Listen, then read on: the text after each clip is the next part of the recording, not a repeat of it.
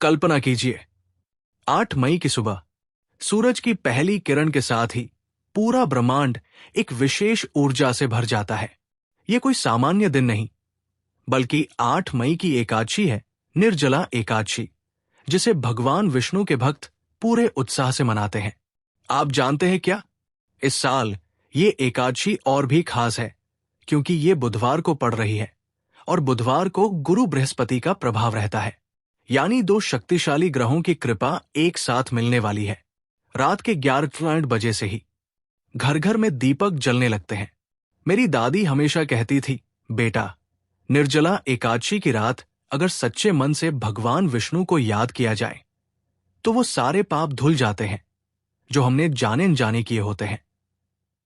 और मैंने खुद देखा है कि जिन परिवारों में इस दिन का सम्मान किया जाता है, उनके घरों से नकारात्मकता कैसे दूर हो जाती है। सुबह 5 बजे मंदिरों में घंटियों की आवाज गूंज उठती है। आपको पता है कि इस बार की एकादशी क्यों खास है? क्योंकि ये गंगा दशहरा से ठीक पहले आ रही है। पुराणों में कहा गया है कि जो व्यक्ति निर्जला एकादशी का व्रत रखता है और अगले दिन गंगा स्नान करता है, उसे दोनों का पुण्य मिलता है। मेरे पड़ोस में रहने वाले शर्मा जी ने पिछले साल ऐसा ही किया था। उनका छोटा सा किराना स्टोर अब एक बड़ी दुकान बन चुका है।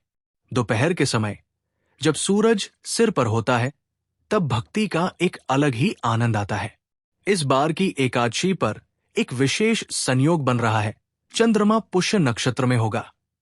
मेरी मां हमेशा कहती है कि इस नक्षत्र में किया गया दान 100 गुना फल देता है। कल्पना कीजिए, अगर आप इस दिन किसी जरूरतमंद को पीतल का लोटा दान करें तो। मेरे एक मित्र ने ऐसा ही किया था।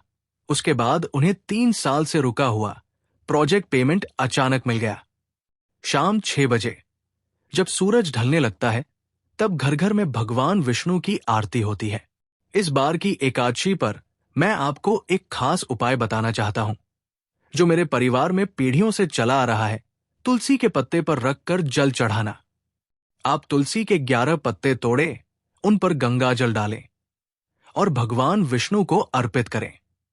मेरे चाचा जी ने जब ये उपाय किया था, तब उनका 5 साल पुराना मुकदमा अचानक ही उनके पक्ष में हो गया था। रात 9 बजे जब चांद निकल आता है, तब एकादशी की सबसे शक्तिशाली घड़ी शुरू होती है।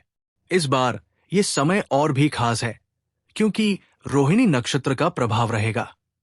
मेरी नानी मुझे बताया करती थी कि इस नक्षत्र में किया गया जाप सीधे भगवान विष्णु तक पहुंचता है। आज भी मैं रात के इस समय नमो भगवते वासुदेवाय का जाप करता हूं। और विश्वास कीजिए, पिछले साल मेरी पोस्टिंग ठीक उसी दिन हुई थी जिस दिन मैंने ये जाप शुरू किया था। 8 मई की इस एकादशी पर मैं आपको एक और राज की बात बताता हूं। इस दिन यदि आप पीपल के पेड़ के नीचे बैठकर विष्णु सहस्रनाम का पाठ करें, तो इसका प्रभाव कई गुना बढ़ जाता है। हमारे गांव के पंडित जी ने बताया था कि जब एकादशी बुधवार को पड़ती है और पुष्य नक्षत्र हो, तो पीपल के पेड़ में साक्षात विष्णु जी का वास माना जाता है। मेरे बचपन का एक वाकया याद आता है, जब मेरे पिताजी ने ऐसे ही एक दिन पीपल के नीचे पूजा की थी। तब उन्हें अचानक विदेश जाने का मौका मिल गया था। आधी रात को जब सारा शहर सो रहा होता है, तब एकादशी की सबसे गुप्त घड़ी आती है। इस बार यह समय और भी खास है क्योंकि चंद्रमा शुक्र के साथ होगा।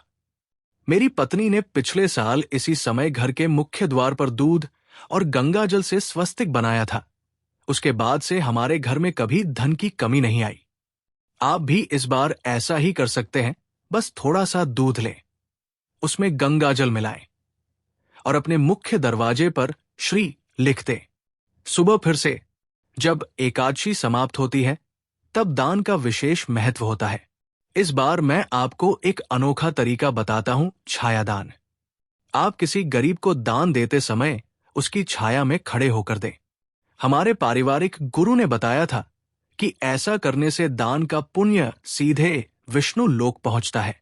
मेरे एक मित्र ने ये उपाय किया था। उसके बाद उनके बेटे को मेडिकल कॉलेज में सीट मिल गई थी, जिसके लिए वे 2 साल से प्रयास कर रहे थे। 8 मई की इस निर्जला एकादशी पर याद रखिए, ये सिर्फ व्रत का दिन नहीं है, ये आपके जीवन को नई दिशा देने का अवसर है। जैसे मेरे गांव के बुजुर्ग कहते थे, एकादशी का व्रत रखो या न रखो, लेकिन इस दिन मन को शुद्ध जरूर रखो, क्योंकि जब मन शुद्ध होता है तो भगवान विष्णु स्वयं आपके द्वार पर आकर खड़े हो जाते हैं। और फिर चमत्कार होना तो बस समय की बात होती है। कुबेर मंत्र का जाप करें। यक्षाय कुबेराय वैश्रवणाय धन धान्याधिपतये धन धान्य समृद्धि में देहि दापय स्वाहा। चांदी के बर्तन में जल भरकर चंद्रमा को अर्पित करें। ये सौभाग्य बढ़ाता है। 9 मई की सुबह पारण का सही तरीका। सुबह गंगा स्नान करें या घर पर ही गंगा जल से स्नान करें। सबसे पहले फल खाकर व्रत खोलें। किसी ब्राह्मण या गरीब को भोजन कराएं। ये आपके पुण्य को 100 गुना कर देता है।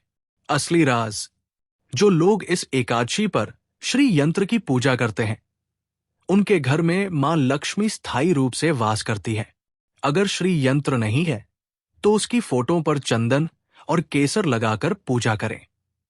चेतावनी, इस दिन क्रोध, झूठ और अपवित्र भोजन से बचें। मांसाहार, प्याज लहसुन और अश्लील बातें आपके पुण्य को नष्ट कर सकती है।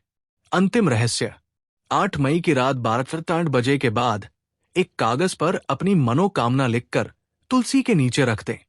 विश्वास कीजिए, 21 दिनों के अंदर आपको परिणाम दिखने लगेंगे। अभी शेयर करें। ये ज्ञान सिर्फ आप तक ही सीमित न रहे, अपने प्रियजनों को भी बताएं। जो इस एकादशी का महत्व समझकर व्रत रखेगा, उसका जीवन हमेशा के लिए बदल जाएगा। सब्सक्राइब करें प्लस बेल आइकन दबाएं, क्योंकि अगली एकादशी पर हम लाएंगे और भी गहरे रहस्य जो सिर्फ चुनिंदा लोग ही जानते हैं। कमेंट में लिखें, मैं 8 मई को निर्जला एकादशी का व्रत जरूर रखूंगी। ऐसा लिखने वालों को भगवान विष्णु की विशेष कृपा मिलेगी। New chat.